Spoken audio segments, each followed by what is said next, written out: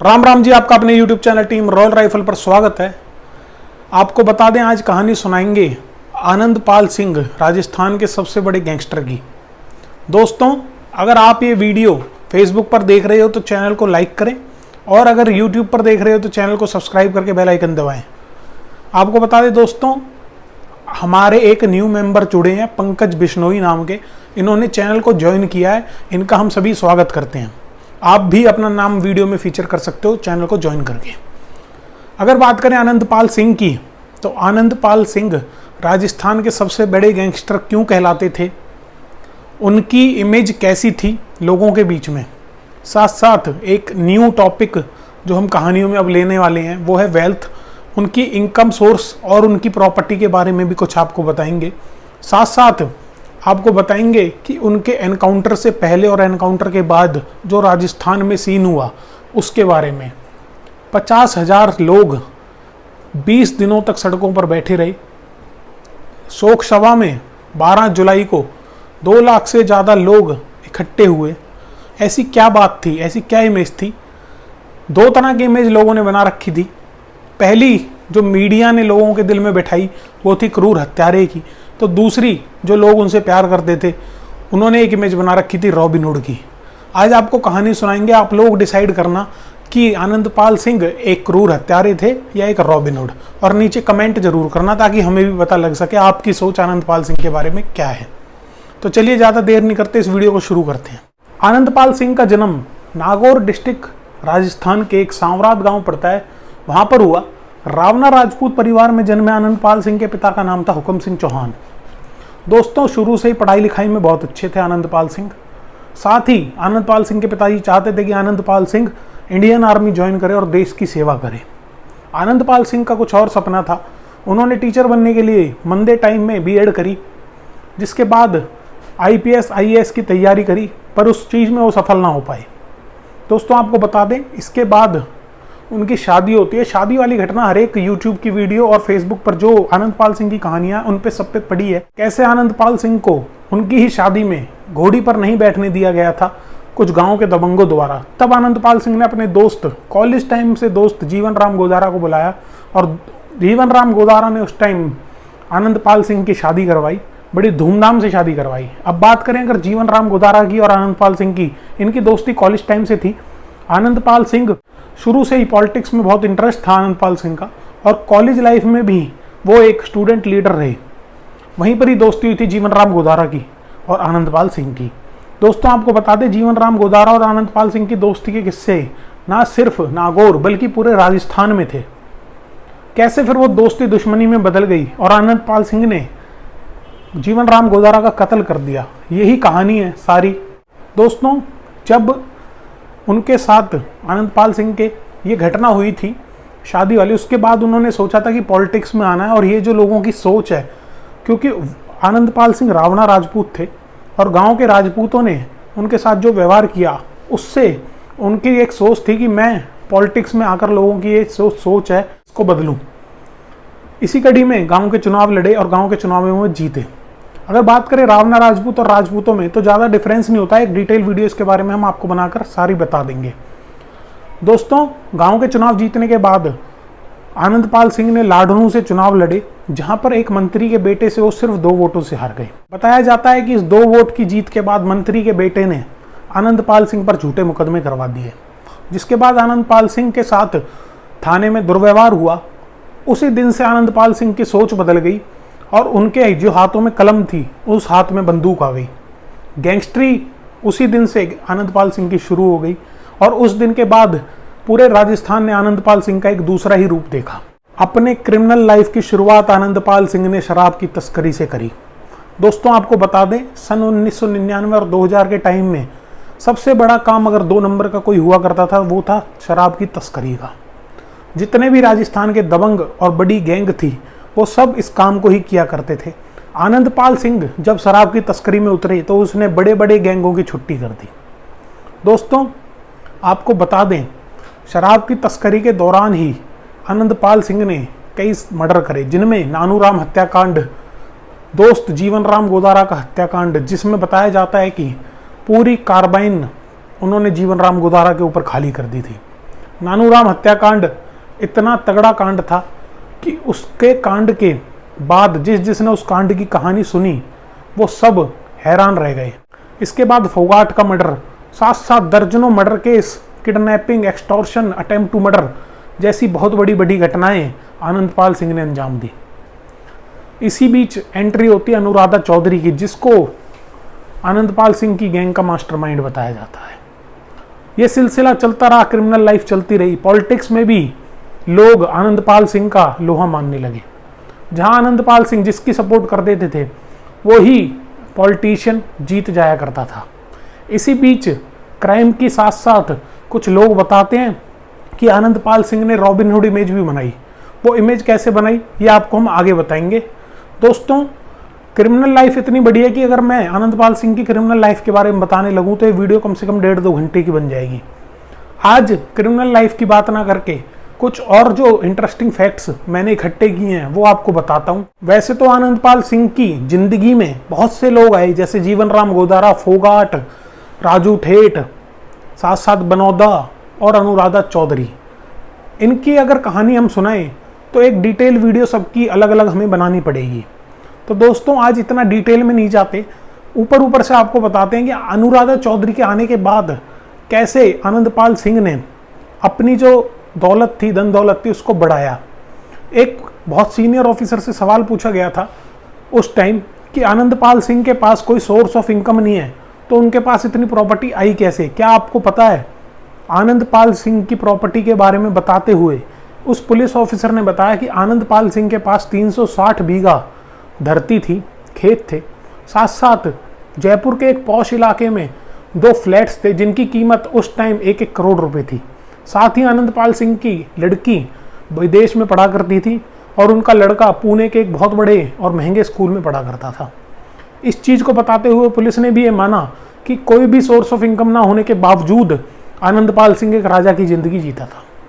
अब बात करते हैं आनंदपाल सिंह की रॉबिनहुड इमेज और जो एक इमेज मीडिया ने बना रखी थी क्रूर और हत्यारे इमेज की।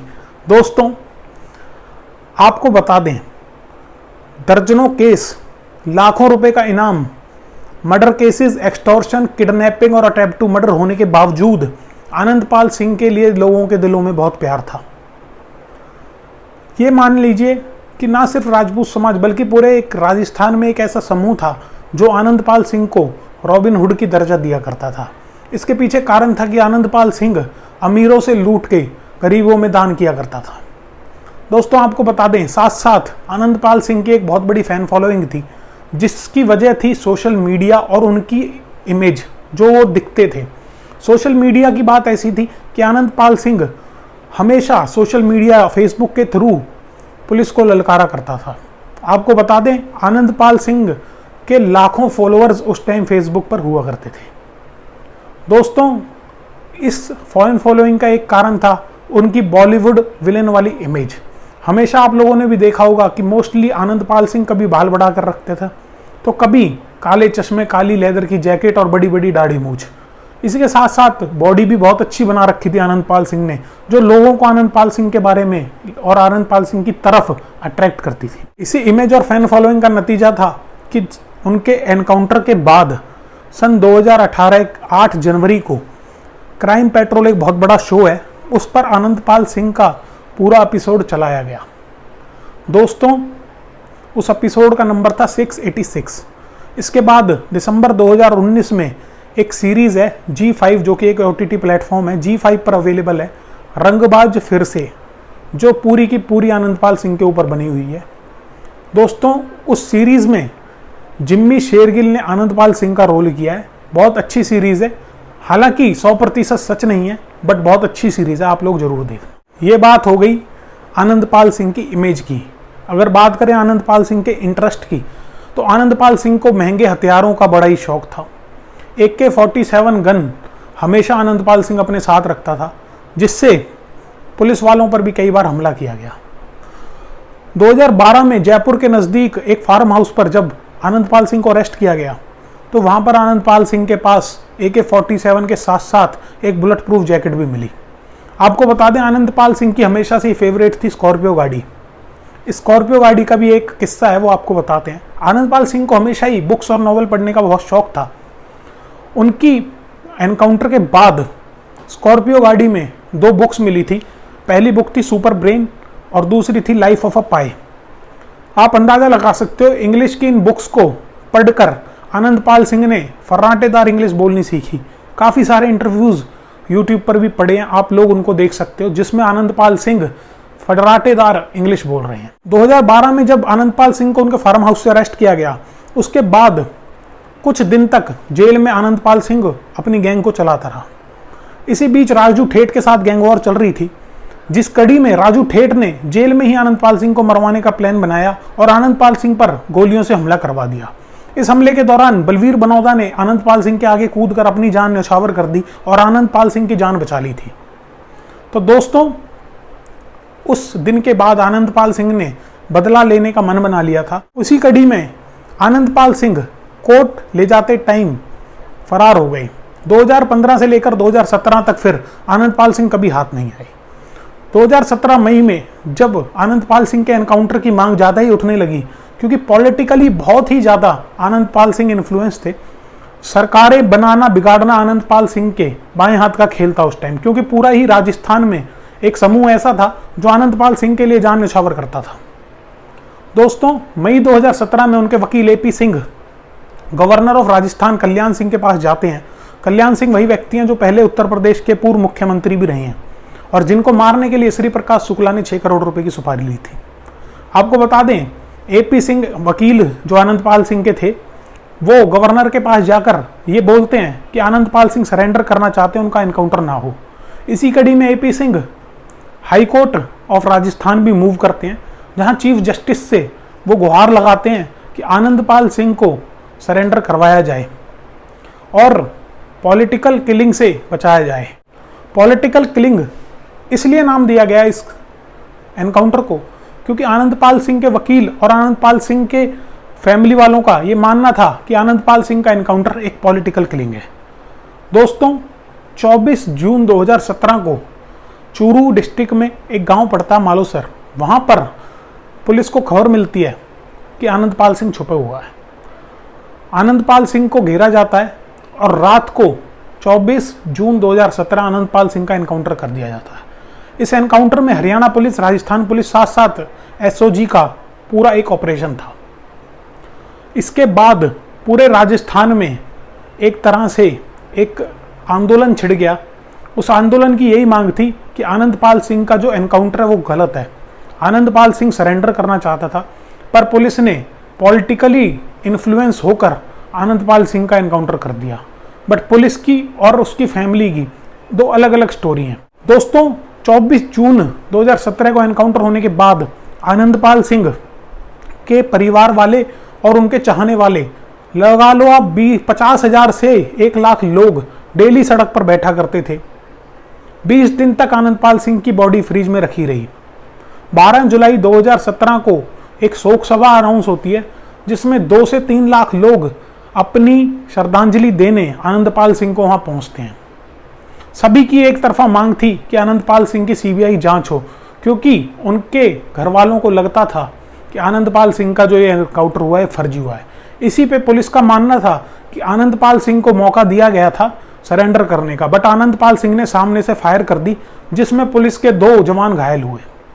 तब मजबूरी में AK-47 सामने थी, ऑटोमेटिक गन थी आनंदपाल सिंह के पास, तो आनंदपाल सिंह को मारा गया। पुलिस ने यहाँ तक भी कहा कि अगर एनकाउंटर करना होता तो आनंदपाल सिंह के 2 भाइयों को पहले भी अरेस्ट किया गया था, हम उनका भी एनकाउंटर कर देते। तो दोस्तों, ये 2 स्टोरी थी, एक पुलिस की और एक फैमिली की, उनके एनकाउंटर को लेकर।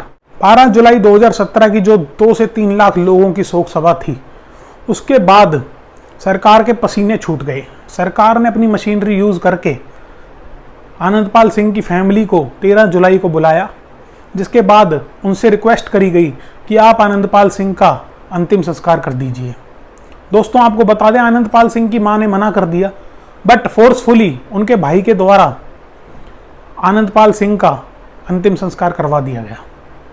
उसी के साथ जो ये आंदोलन चल रहा था वो धीरे धीरे ढीला पड़ता चला गया। बट आज भी, अभी कुछ दिन पहले, 1 हफ्ता पहले आनंदपाल सिंह का जन्मदिन था और 15-20 दिन बाद आनंदपाल सिंह की पुण्यतिथि है। लोग, हम देखते हैं सोशल मीडिया पर लोग उन्हें याद करते हैं और उनकी याद में फेसबुक, इंस्टाग्राम और यूट्यूब पर पोस्ट करते हैं। ये डिटेल वीडियो थी, हो सकता है बहुत सारी बातें इसमें अब भी रह गई हो, बट मैंने पहले भी कहा अगर डिटेल में बनाने लग गया तो 2 से 3 घंटे की स्टोरी बन जाएगी, जिसको शायद आप लोग इतने इंटरेस्ट से ना सुन पाए। अगर आपको कहानी सुननी है जैसे राजू ठेठ और आनंदपाल सिंह की गैंग वॉर की, तो हम वो कहानी अलग से बना देंगे। अनुराधा चौधरी की तो वो बना देंगे। इसी के साथ इस वीडियो को एंड करना चाहेंगे। वीडियो अगर आप फेसबुक पर देख रहे हो तो पेज को लाइक करें और चैनल को सब्सक्राइब करें अगर आप यूट्यूब पर देख रहे हैं। जय हिंद, जय भारत।